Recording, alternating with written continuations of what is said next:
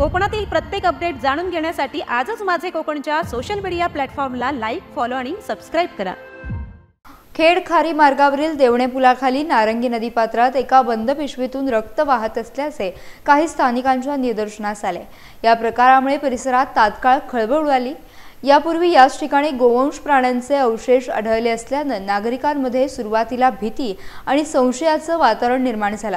त्यामुळे या घटनेमुळे नागरिक मोठ्या संख्येने घटनास्थळी जमा झाले होते।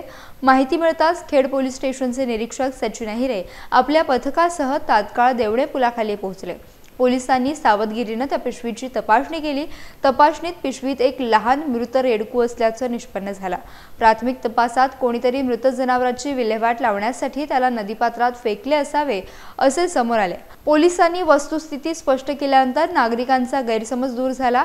पोलीस निरीक्षक सचिन अहिरे यांनी नागरिकांना शांतता राखण्याचे आणि कोणत्याही अफवांवर विश्वास न ठेवण्याचे आवाहन केले।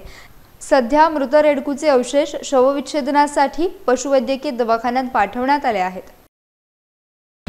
ती माहिती मिळताच आम्ही तात्काळ घटनास्थळी गेलो आणि ते जे पोतं होतं त्याच्यामध्ये जे जनावरांचा मृतदेह होता तो खात्री करण्यासाठी आम्ही तात्काळ वैद्यकीय रुग्णालय इथे घेऊन आलो आणि त्याची तपासणी केली। ते काही गोवंश नाही, ते एक म्हशीचं मेलेलं रेडकू आहे। त्याच्यामुळे मी संपूर्ण आपल्या जनतेला एक आवाहन करतो की कुठल्याही प्रकारचा गैरसमज, अफवा पसरू नये, शांतता राखावी। त्यामध्ये कुठल्याही प्रकारचं गोवंश नाही।